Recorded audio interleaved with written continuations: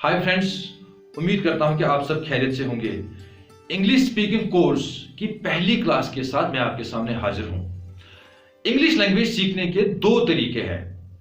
पहला तरीका यह है कि आपको ऐसी जगह पे रहना पड़ेगा जहां पे सारे लोग इंग्लिश में बात कर रहे हो, और इससे होगा क्या कि आपको आदत हो जाएगी, आपका ब्रेन एडॉप्ट हो जाएगा, आप सेंटेंसेस सुनोगे इंग्लिश में, आपको वो याद हो जाएंगे और इस तरह से आप इंग्लिश बोल पाओगे।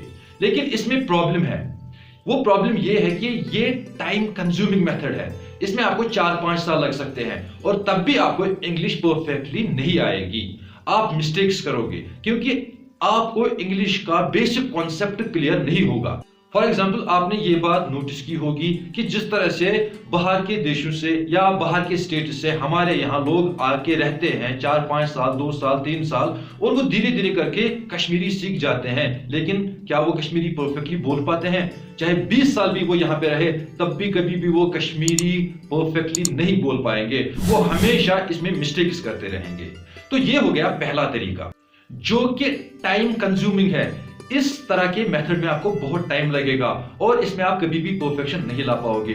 और जो दूसरी दिक्कत है इसमें, वो ये है कि इस तरह का एटमॉस्फेयर मिलना बहुत ही मुश्किल है कि जहां पे सारे लोग इंग्लिश में ही बात कर रहे हो। दूसरा तरीका है, ये है ग्रामेटिकल मेथड, ग्रामेटिकल अप्रोच। आप प्लीज डरिएगा मत, क्योंकि मुझे आपको ग्रामर के बस 3 कॉन्सेप्ट्स क्लियर करने हैं और मैं आपको गारंटी के साथ बोलता हूं कि आपको इंग्लिश आएगी। बस शर्त मैंने पहले ही बोल के रखी है कि आपको उर्दू या हिंदी आनी चाहिए। तो अगर आप उर्दू या हिंदी जानते हो तो आप बेफिक्र होके बैठिए, आप समझ लीजिए आपको इंग्लिश आ गई। मेरा नाम है गुलजार अहमद मीर और आप देख रहे हैं गुलजार सर टीच।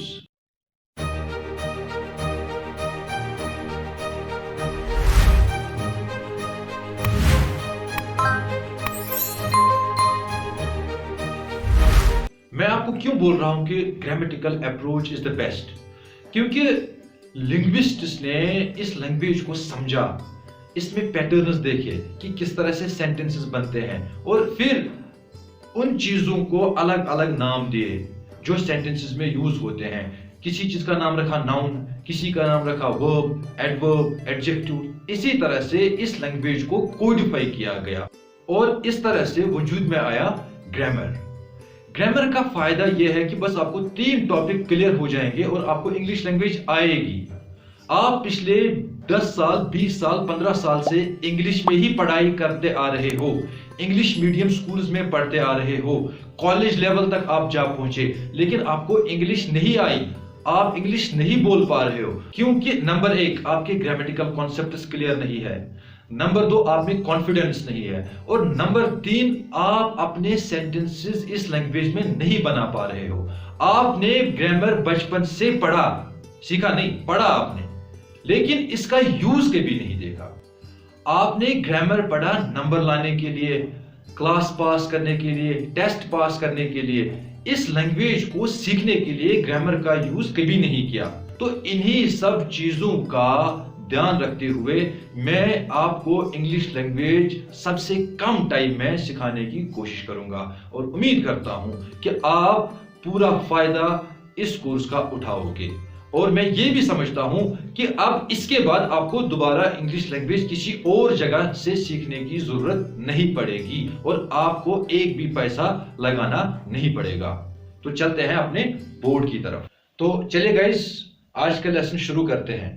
हम शुरू करेंगे ग्रामर की डेफिनेशन के साथ। ये ग्रामर की डेफिनेशन आपको प्रूव करके देगी कि इस इंग्लिश लैंग्वेज में ग्रामर की इंपॉर्टेंस कितनी है। और एक मजेदार बात, क्या आप ग्रामर की स्पेलिंग जानते हैं? अगर आप जानते हो तो प्लीज कमेंट सेक्शन में लिख लीजिए वीडियो पॉज करके, क्योंकि आज तक जितना भी मेरा टीचिंग एक्सपीरियंस रहा है, I have trained more than 6000 students. तो शायद ही कोई स्टूडेंट मुझे ऐसा मिला हो आज तक जिसने ग्रामर की करेक्ट स्पेलिंग बताई हो। तो अगर आप जानते हैं तो प्लीज कमेंट सेक्शन में जाइए और ग्रामर की स्पेलिंग लिख लीजिए। ग्रामर की स्पेलिंग है GRAMM। अब यहां पे स्टूडेंट्स क्या करते हैं, वो लिखते हैं ER। और अगर आपने अभी ग्रामर की स्पेलिंग लिखी होगी तो आई एम श्योर कि आपने ER ही लिखा होगा। लेकिन एक्चुअल में क्या है, AR। तो ये है ग्रामर की एक्चुअल स्पेलिंग। तो ग्रामर ये है क्या, इसका यूज कैसे होता है, इससे लोग इतना डरते क्यों हैं, क्यों घबराते हैं, और एग्जाम्स वगैरह में मोस्टली ग्रामर ही क्यों पूछा जाता है। तो ये सब आपको इस टॉपिक के एंड तक पता चल जाएगा। पहले हम इसकी डेफिनेशन देखते हैं। ग्रामर है क्या ये, इट इज अ सिस्टम। ये एक सिस्टम है, एक तौर तरीका है, ठीक है। किस चीज का सिस्टम है ये, ऑफ रूल्स एंड प्रिंसिपल्स। तो व्हाट इज ग्रामर, ग्रामर कुछ नहीं है, it is just a system. ये केवल सिस्टम है, इसमें रूल्स एंड प्रिंसिपल्स हैं। रूल्स वो होते हैं जो हम पे आयद किए जाते हैं, हम पे नाफिज किए जाते हैं, जिनको फॉलो करना हम पे लाजमी होता है, मैंडेटरी होता है। और प्रिंसिपल्स भी रूल्स ही होते हैं, लेकिन ये रूल्स हम अपने आप के लिए बनाते हैं। अगर रूल आपने तोड़ा, फॉर एग्जांपल अगर आप मोटरसाइकिल पे जा रहे हो, किसी टू व्हीलर पे जा रहे हो, तो हेलमेट लगाना एक रूल है, गवर्नमेंट रूल है ये। और अगर आपने इस रूल को तोड़ा तो यू विल बी पिनलाइज्ड, आप पे आपका चालान कटेगा, आपसे फाइन लिया जाएगा। लेकिन प्रिंसिपल्स हम खुद अपने रूल्स बनाते हैं। तो फॉर एग्जांपल ये मेरा उसूल है, आपने सुना होगा प्रिंसिपल का मतलब उसूल। ये मेरा उसूल है कि मैं कभी झूठ नहीं बोलता, ये मेरा अपना रूल है। मान लो अगर मैंने कभी झूठ बोल भी दिया तो क्या गवर्नमेंट मुझसे चालान मांगेगी, मुझ पे कोई फाइन लगेगा? ऐसा कुछ नहीं होगा। तो अब बेसिकली ग्रामर क्या है, इसमें रूल्स भी है और प्रिंसिपल्स भी है। रूल्स वो है जो लैंग्वेज को समझ के लिंग्विस्ट्स ने बनाए कि भाई ये चीजें ऐसे ऐसे काम करती हैं, तो वो होते हैं रूल्स। और प्रिंसिपल्स यानी कि जो इसमें उसूल है वो लैंग्वेज में पहले से ही मौजूद थे। तो आई होप कि अब आपको समझ में आया होगा कि ग्रामर क्या है। It is simply A system, ये बस एक सिस्टम है। इस सिस्टम में क्या क्या है, रूल्स एंड प्रिंसिपल्स, और उसमें कुछ नहीं है। अच्छा, इसका काम क्या है? रूल्स और प्रिंसिपल्स तो आ गए, ये एक सिस्टम बन गया, अब इसका काम क्या है? It is a system of rules and principles for writing and speaking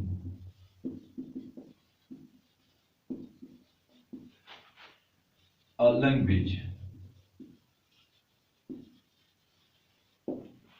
तो अब हमने क्या देखा कि भाई ग्रामर कुछ नहीं है, ये एक सिस्टम है, इसमें रूल्स और प्रिंसिपल्स है, ठीक है। और ये किस काम में आता है, ये आपको ग्रामर की डेफिनेशन खुद बताती है कि भाई मेरा काम है, अगर आपको कोई जुबान लिखनी है सही तरीके से या कोई जुबान बोलनी है सही तरीके से, तो भाई मैं इस्तेमाल में आऊंगा, मैं काम में आऊंगा।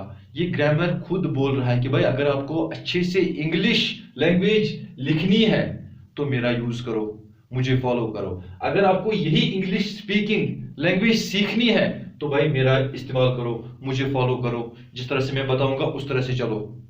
अब आप समझ गए अब क्या है grammar? It is simply A system of rules and principles. ये रूल्स और प्रिंसिपल्स हमें किस काम में आते हैं? ये आते हैं किसी भी जुबान को लिखने और बोलने के काम में। तो हमको क्या सीखना है? हमको सीखनी है इंग्लिश लैंग्वेज।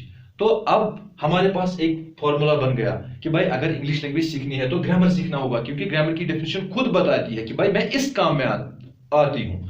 तो इसी तरह से मैं इसको एक एग्जांपल के तौर पे आपको समझाऊंगा।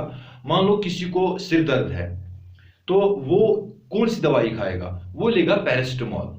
पैरासिटामोल वो उसकी पेन को एलिवेट करेगा, कम करेगा, ठीक है। वो कोई और दवाई नहीं लेगा उसके लिए, ओमेप्राजोल नहीं खाएगा, वो लेगा पैरासिटामोल। इसका मतलब ये हुआ कि पैरासिटामोल आपको खुद बताती है कि भाई मेरा काम है, अगर आपको पेन वगैरह है तो उसको कम करना, तो मुझे खाओ। ये पैरासिटामोल बोलते हैं कि भाई मुझे खाओ, आपका पेन कम हो जाएगा। इसी तरह से ग्रामर बोलता है कि भाई मुझे सीखो, मुझे समझो, आपको राइटिंग भी आएगी, आपको स्पीकिंग भी आएगी।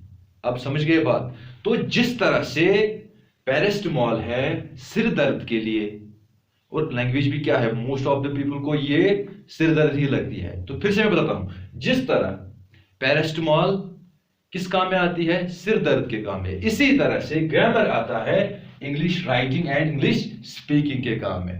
अब आप समझ गए? अब मैंने कहा था आपसे कि मैं बिल्कुल जीरो से स्टार्ट करूंगा, तो इस डेफिनेशन के बाद हमको अब कौन सी लैंग्वेज सीखनी है? हमको सीखनी है इंग्लिश लैंग्वेज।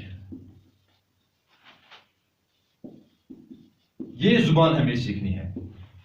और अभी हमने डिस्कस किया कि भाई सिखाएगा कौन, किस चीज को हम फॉलो करेंगे तो वो सिखाएगा हमें। और ग्रामर ही क्यों सीखना है? क्योंकि ये शॉर्टकट है, लॉजिकल है।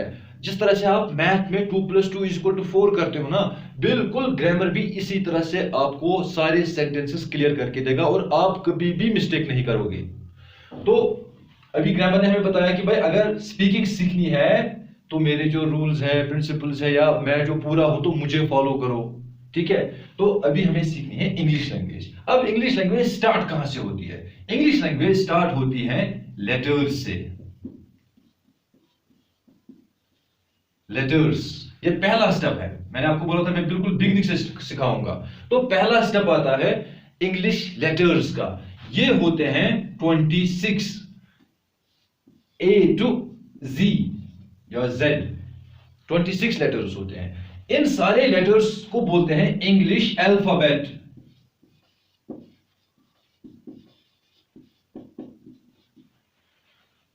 इन 26 लेटर्स को हम बोलते हैं इंग्लिश अल्फाबेट, यानी कि जितनी भी इंग्लिश की राइटिंग होगी वो इन अल्फाबेट में से होगी।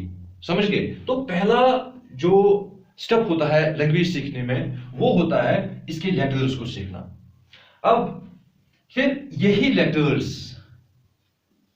इन्हीं का ग्रुप क्या बनाता है? इनका ग्रुप बनाता है वर्ड्स। बात समझ गए? फॉर एग्जाम्पल मैं लिखूंगा यहां पे COW, तो ये एक वर्ड बन गया।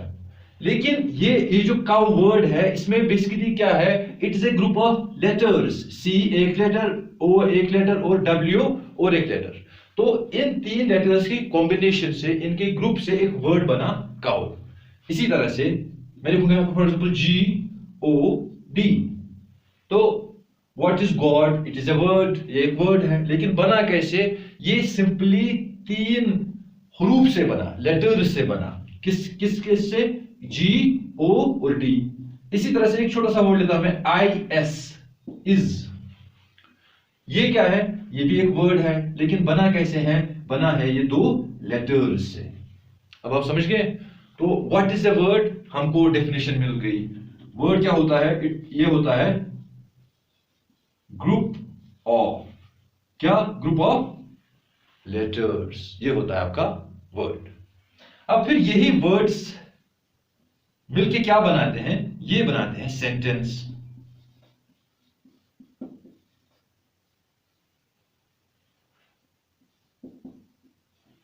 बात समझ गए? तो फॉर एग्जाम्पल मैं लिखूं यहां पे God is one. Now what is it? ये क्या है? ये एक सेंटेंस बन गया। अब इसमें ग्रुप ऑफ वर्ड्स है। अब ये एक वर्ड, ये दूसरा वर्ड और ये तीसरा word. Now what is a sentence? A sentence is a group of यहां पे मैं लिखूंगा ग्रुप ऑफ। सेंटेंस क्या होता है? अब ग्रुप ऑफ वर्ड्स। वर्ड क्या होता है? Group of letters. सेंटेंस क्या होता है? सेंटेंस होता है ग्रुप ऑफ वर्ड्स। बात समझ गए? अब यही सेंटेंसेस मिलके बनाते हैं पैराग्राफ। पैराग्राफ चूंकि कंप्लीट मीनिंग देता है तो मैं यहां पे पैराग्राफ नहीं लिखूंगा, वो लैंग्वेज का हिस्सा है, तो मैं सीधा लिखूंगा ये सेंटेंसेस फिर मिलके बनाते हैं लैंग्वेज।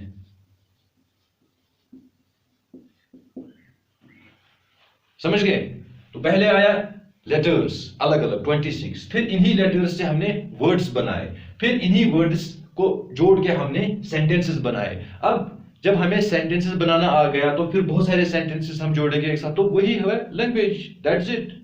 तो इसकी एग्जांपल में देता हूं। फॉर एग्जांपल मैं लिखूंगा God is one and he is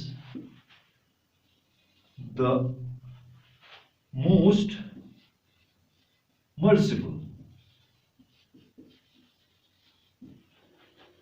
अब ये यहां पे क्या है? अब ये यहां पे है ग्रुप ऑफ सेंटेंसेस, एक से ज्यादा सेंटेंसेस है यहां पे, तो इसी को हम लैंग्वेज बोलते हैं। बात समझ गए आप? तो हम क्या लिखेंगे यहां पे? लैंग्वेज क्या है? लैंग्वेज है ग्रुप ऑफ सेंटेंसेस। तो इसका मतलब पहले लेटर्स आए, इनका ग्रुप बनके हमें मिलते हैं वर्ड्स, इनका ग्रुप हमें देता है सेंटेंस, और सेंटेंस का ग्रुप हमें देता है लैंग्वेज। इसका मतलब ये टोटल 4 स्टेप है। Number 1 letters, number 2 words, number 3 sentences, and number 4 is language. तो ये 4 स्टेप आते हैं लैंग्वेज तक पहुंचने के लिए। तो इसमें से हम देखेंगे कि हमें कहां पे प्रॉब्लम आती है। अगर लैंग्वेज हमको तो इजी लग रहा है, लेटर्स है, वर्ड्स है, फिर इनसे सेंटेंस बनाने, और चौथे स्टेप पे लैंग्वेज आती है, इतना इजी तो है। प्रॉब्लम कहां पे होती है हमें, वो देखेंगे हम। तो नंबर 4, हमको लैंग्वेज नहीं आती है। अगर लैंग्वेज आती तो आप इस समय वीडियो नहीं देख रहे होते। हमको लैंग्वेज नहीं आती, लेकिन लेटर्स हमको आते हैं कि नहीं? अगर नहीं आते हैं तो फिर इसमें 3 साल लगेंगे। तो लेटर्स सबको आते हैं। इसी तरह से नंबर 2 जो दूसरा स्टेप है वर्ड्स का, ये भी हमें आते हैं। ठीक है, तो आप अपने कमरे में देखो, आपको 99% वर्ड्स इंग्लिश में मालूम होंगे। For example fridge, TV, remote control, fan, refrigerator, kitchen, bathroom, ये सारे क्या है? इंग्लिश वर्ड्स हैं। और मैं यहां पे ही देख लीजिए, ये है white board, marker, cap, specs, hand, fingers, thumb, nails. तो वर्ड्स तो हमको मालूम होते हैं। तो पहले 2 स्टेप हमारे क्लियर है। ये इंग्लिश लैंग्वेज सीढ़ी की तरह है, 3 पायदान आपने चढ़ने हैं, उसके बाद आप चौथे पे पहुंचोगे। तो पहला स्टेप आपका क्लियर, दूसरा स्टेप आपका क्लियर, चौथा स्टेप गड़बड़, क्योंकि आपको इंग्लिश नहीं आती है। तो एक्चुअल में प्रॉब्लम कहां पे है यार? पहले 2 स्टेप तो क्लियर है, चौथे पे हम डायरेक्टली नहीं पहुंच सकते जब तक कि हमारा तीसरा स्टेप भी मुकम्मल ना हो। तो तीसरा स्टेप है हमारा सेंटेंस, यहां पे गड़बड़ है। अगर इंग्लिश लैंग्वेज के 4 स्टेप्स हैं, पहले 2 आप क्लियर कर चुके हो बचपन में ही मान लीजिए, लेकिन तीसरे स्टेप पे आप लोगों ने कभी मेहनत नहीं की। आपने कभी वर्ड्स तो आपको पता है, लेकिन इनको ये आपने ये नहीं सीखा कि पहले कौन सा वर्ड आएगा, बाद में कौन सा आएगा, फिर कौन सा लगाना है, ताकि सेंटेंसेस हम बना पाए। तो यही आपको सिखाएगा ग्रामर। ग्रामर हमें बताता है कि कौन सा वर्ड कब आता है। तो इसीलिए हम अब सीखेंगे सेंटेंसेस के बारे में हमारे नेक्स्ट टॉपिक में। उम्मीद करता हूं कि आपको आज का टॉपिक समझ में आ चुका होगा कि ग्रामर क्या है, system of rules and principles. ये रूल्स और प्रिंसिपल्स हम किस लिए यूज करते हैं? कोई भी जुबान लिखने और बोलने के लिए। तो हमें सीखना है क्या? इंग्लिश लैंग्वेज बोलनी, स्पीकिंग सीखनी है। तो इसीलिए ग्रामर की जरूरत पड़ेगी हमें। हमने बिल्कुल शुरुआत से स्टार्ट किया। लेटर्स आते हैं पहले, इनका ग्रुप बनाता है फिर वर्ड्स का ग्रुप बनाता है सेंटेंसेस, और सेंटेंस का ग्रुप बनाता है लैंग्वेज। तो यानी कि लैंग्वेज तक पहुंचने के लिए 4 स्टेप्स है।